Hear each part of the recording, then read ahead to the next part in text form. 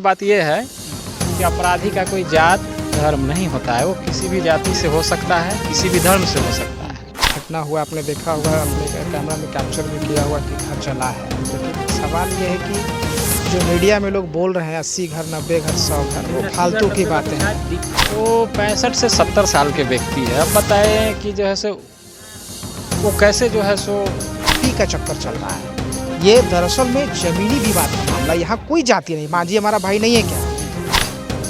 महागठबंधन के पास कोई मुद्दा था नहीं। सुनिए ना, मेरी बात सुनिए। मांझी जी के स्टेटमेंट मांझी जी के स्टेटमेंट जो उनके बारे में कह रहे हैं तो वो सही कह रहे हैं। जितने सारे महिलाओं से आप बात करेंगे घूम घूम के, उनको कहीं ना कहीं से कोई गाइड कर रहा है। अच्छा, तभी तो वो सिंगल व्यक्ति का नाम ले रहा है बार बार। नमस्कार दोस्तों, मैं हूं अर्पित कुमार और आप देख रहे हैं अर्पित का रिपोर्ट। अभी हमारी उपस्थिति नवादा के कृष्णा नगर में है। जैसा कि जानते हैं कि विगत दिन जो है गुंडों के द्वारा जो है महादलित बस्ती में जो है आग लगा दिया जाता है और यहाँ पर फायरिंग करने की भी सुनने में आता है।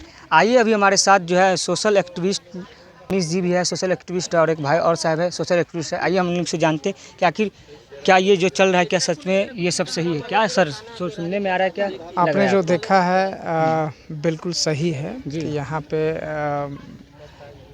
घर जलाने की जो घटना हुआ आपने देखा होगा, अपने कैमरा में कैप्चर भी किया हुआ कि घर जला है। लेकिन सवाल ये है कि जो मीडिया में लोग बोल रहे हैं 80 घर 90 घर 100 घर, वो फालतू की बातें हैं। दिख नहीं रहा है, वो फालतू की बात है। वो मीडिया में टीआरपी लेने के उद्देश्य से लोग भले बोल रहे हैं कि 80 घर 90 घर 100 घर, ये सिर्फ टीआरपी का चक्कर है। आपके हिसाब से ये हम लोगों ने भी काउंट किया है, 21 घर जला है। प्रशासनिक जो अथॉरिटी है उन्होंने भी अनाउंस किया है कि 20 से 21 घर जला है। उसका कल सर्वे भी हुआ है। तो ये इस तरीके का है। सवाल है कि हम किसी का पक्ष विपक्ष की बात नहीं करते। जिन्होंने भी ये किया है, कुकृत किया है, जघन्य अपराध किया है, जो भारतीय संविधान के सुसंगत धाराओं में उसकी कड़ी से कड़ी सजा हो, ये हर कोई बोल रहा है। सर देखा जा रहा है कि कहीं ना कहीं जातीय इसको जो है रंग देने का प्रयास किया। ये जातीय रंग देने वाले जो लोग हैं ना, उनको एक्सपोज होना पड़ेगा। ये जातीय रंग जो दे रहे हैं ना, वो बोले ना कि टीआरपी का चक्कर चल रहा है। ये दरअसल में जमीनी विवाद का मामला, यहाँ कोई जाति नहीं। मांझी हमारा भाई नहीं है क्या? अभी मांझी अगर नहीं होता तो वरुण कल 3 बोरा चावल बांटा। ये क्यों बांटता? ये भी तो पासवान है जी। क्यों बांटा भाई? अच्छा, सारे लोगों को ये जो हम लोग हेल्प वाला पे बैक टू सोसाइटी वाला जो काम कर रहे हैं कि भाई हमारी एक बहन भूखा ना रहे, हमारे बच्चे स्कूल कैसे जाएंगे, उसकी चिंता होना चाहिए ना कि हम खाली टीआरपी लेंगे। लेकिन सर और नाम भी सामने आ रहे हैं। हाँ, नंदू पासवान के अलावा भी और लोगों के नाम सामने आ रहे हैं, लेकिन उन लोग के ज़्यादा नाम आपको पता है ये इस खास करके बिहार के जो संवैधानिक तौर तरीका है वो बहुत ज़्यादा जो उसका जो रक्षा करने वाले लोग हैं। अभी आपने देखा होगा उदय नारायण चौधरी जी हैं, ये लोग कर क्या रहे हैं? कल से सिर्फ मीडिया माइलेज ले रहे हैं।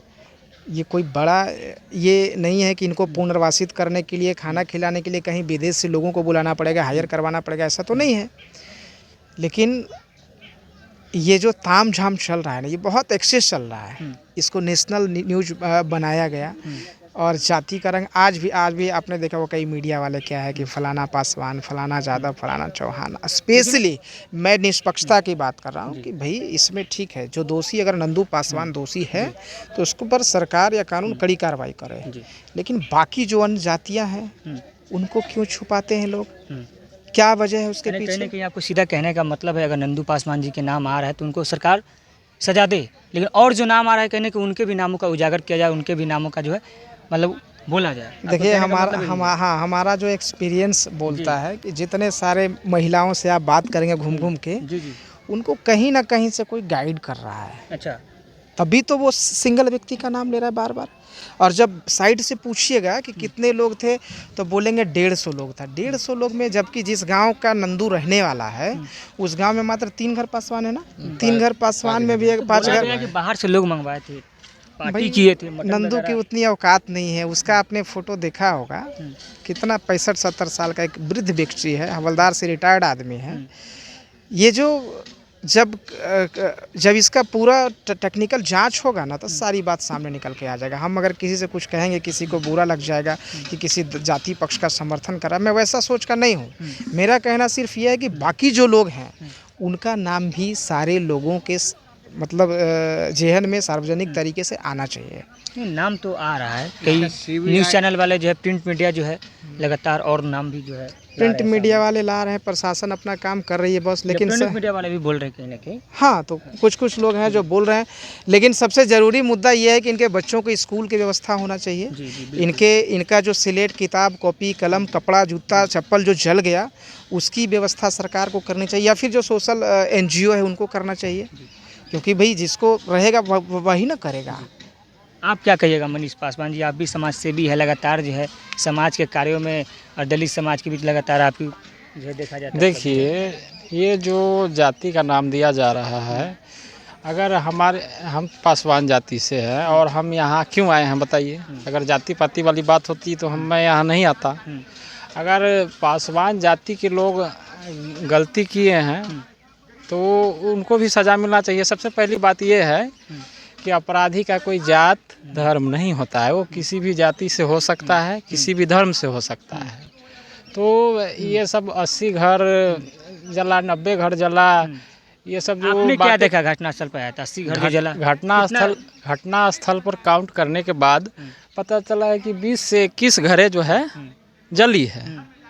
और जिस व्यक्ति का नाम लिया जा रहा है, नंदू पासवान, वो 65 से 70 साल के व्यक्ति है। अब बताएं कि जो है सो वो कैसे जो है सो कि नंदू पासवान जो है बाहर से गुंडे मंगाए थे, उनके ज़रिए और लोग जो है, नंदू पासवान का ही नाम सामने नहीं आ रहा है और लोग का नाम सामने आ रहा है। देखिए, सबसे पहली बात आपको बताते हैं, बिहार में कोई राजनीतिक मुद्दा था नहीं। लेकिन अब तो इसको राजनीतिक जातीय रंग कहीं ना कहीं हो गया। लगातार जो है नेताजी आ रहे हैं, लगातार जो है जाति का आवाज़ चल रहा है। कल जीतन राम मांझी जी का भी आपने स्टेटमेंट सुना होगा, उन्होंने भी बोला कि जो ये घटना हुआ वो राजद समर्थित गुंडे थे, वो ऐसा भी कहा गया। देखिए, महागठबंधन के पास कोई मुद्दा था नहीं। सुनिए ना, मेरी बात सुनिए। मांझी जी के स्टेटमेंट की बात कर रहा हूँ सर। मांझी जी के स्टेटमेंट जो उनके बारे में कह रहे हैं तो वो सही कह रहे हैं। महागठबंधन के पास कोई मुद्दा था नहीं, तो इसलिए कोई 65 साल के बुजुर्ग को आगे करके और इसको पॉलिटिकल मुद्दा बनाने के लिए बीजेपी जो NDA की सरकारें चल रही है, बहुत अच्छी चल रही है, उसको घेरने के लिए ये लोग ऐसा कृत्य करने तक तैयार हो गए। अब बिहार सरकार से क्या मांग करते हैं? लग रहा है कि सारे दोषी जो है जल्द ही सलाखों के पीछे होंगे। हाँ, ज़रूर होंगे। और इसकी जांच क्या क्या करते हैं, मतलब मांग कर रहे हैं जो निर्दोष न फंसे, जिसमें दोषी ही सारे फंसे। हम सहयोगी दल जो नीतीश कुमार जी का है, मुख्यमंत्री है, JDU के मुख्यमंत्री, तो उनसे हम मांग करते हैं कि SIT गठन करके जल्द से जल्द जैसे दोषी को सज़ा मिले और आने वाले समय में ऐसा कृत्य कोई ना करें, इसके लिए जो है सो कड़ी से कड़ी सजा मिले। आप क्या कहिएगा सर? आप भी लगातार, आपकी भी उपलब्धियां यहाँ देखी जा रही है, लगातार कहीं ना कहीं आप भी सेवा में लगे हुए हैं। हम कह रहे जो दोषी है उसे बख्शा नहीं जाए और जो निर्दोष है उसे बचाया जाए।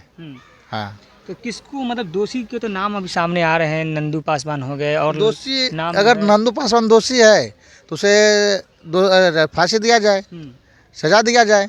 और भी नाम आ रहे हैं सामने में। और जो बाकी बचे हैं व्यक्ति, जो 15 को पकड़ाया है, कोई कुटुंब पकड़ा गया है, कोई घर वहाँ बनाया वो पकड़ा गया है, कोई आया था वो पकड़ा गया, तो जो दोषी है उसे छोड़ दिया जाए और जो निर्दोष को छोड़ दिया जाए और दोषी को कड़ी से कड़ी सजा दिया जाए। समझे? चलिए, दोषी को बख्शा नहीं जाए। तो क्या लगता है न्याय मिल पाएगा इन लोगों को? वो तो भाई बढ़ के नेता आ रहे हैं। देखने से यहाँ प्रतीत होता है ऐसा कि यहाँ पर बहुत भुखमरी जैसी स्थिति होगी, पहले भी रहा होगा, क्योंकि घर फूस का था और बहुत गरीबी स्थिति में लोग लग रहे हैं। ये गरीबी तो है बेचारा, इस पर कहना क्या है, गरीब तो है।